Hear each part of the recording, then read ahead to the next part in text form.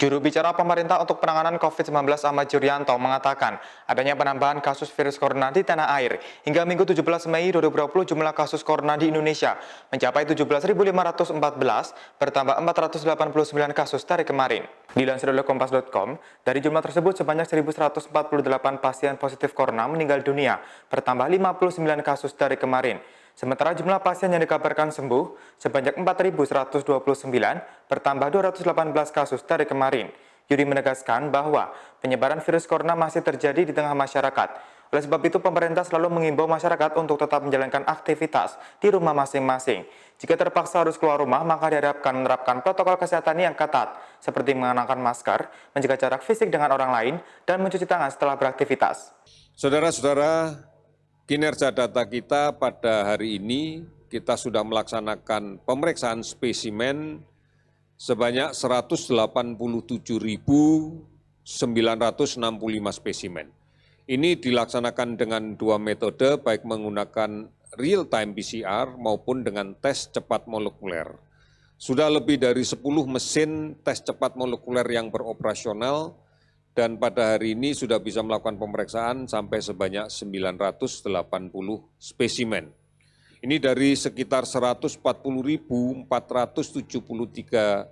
orang yang kemudian kita lakukan pemeriksaan. Hasilnya sebagai berikut, bahwa konfirmasi COVID-19 positif naik 489 orang. Sehingga totalnya menjadi 17.514 orang. Kasus sembuh meningkat 218 orang, sehingga total menjadi 4.129 orang. Kasus meninggal 59 orang, sehingga totalnya menjadi 1.148 orang. Sudah 387 kabupaten kota yang terdampak di 34 provinsi. Akumulasi data yang kami miliki terkait dengan orang dalam pemantauan adalah 270.876 orang, sementara pasien dalam pengawasan adalah 35.800 orang. Saudara-saudara, ini gambaran yang sangat tegas yang bisa kita lihat bahwa kasus penambahan, kasus baru masih terus terjadi. Masih terus terjadi. Oleh karena itu berarti bahwa kasus positif sebagai pembawa virus ini masih berada di tengah-tengah kita. Inilah yang berkali-kali kami sebutkan sebagai OTG, tanpa gejala, sedangkan di dalam tubuhnya membawa virus.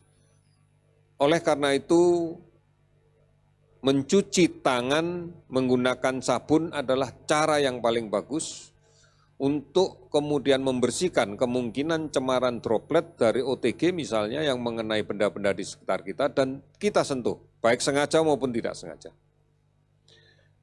Kemudian kita melakukan menyentuh mata, menyentuh hidung, menyentuh mulut tanpa tangan kita cuci. Ini juga akan mempercepat proses penularan.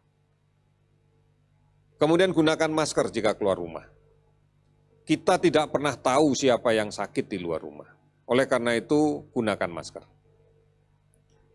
Dan kemudian segera ganti dengan masker yang baru pada saat sampai di rumah dan masker yang habis dipakai dicuci dengan menggunakan air sabun. Budayakan mulai sekarang untuk betul-betul bisa menjaga jarak fisik setidaknya 1 meter dengan orang lain. Ini adalah sesuatu yang baru yang harus kita jalankan. Kami yakin kita bisa melakukan ini. Sehingga kemudian kita pun juga akan merasa tidak nyaman kalau kemudian terlalu berdekatan, berkerumun dengan orang banyak dan sebagainya.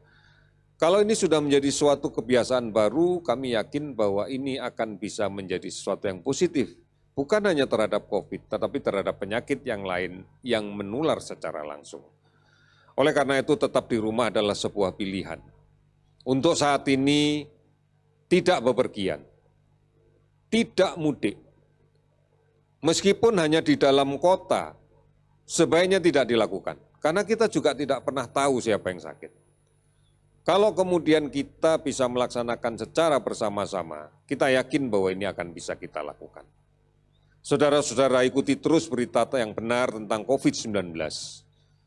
Banyak sekali yang sudah kita siapkan, baik di covid19.go.id, call center 119, atau di akun media sosial yang lain, @lawancovid19_id, kemudian di Halo Kemkes, aplikasi online yang lainnya, dan kemudian ikuti secara rutin siaran yang dilakukan oleh TVRI dan RRI, serta disebarluaskan oleh TV, televisi dan radio swasta yang lainnya.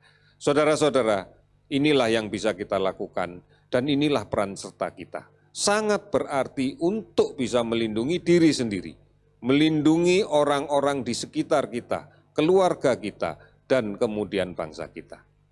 Mari kita yakinkan bahwa kita bisa dan kita memang berniat untuk melakukan ini secara bersungguh-sungguh. Kita pasti bisa. Indonesia pasti bisa.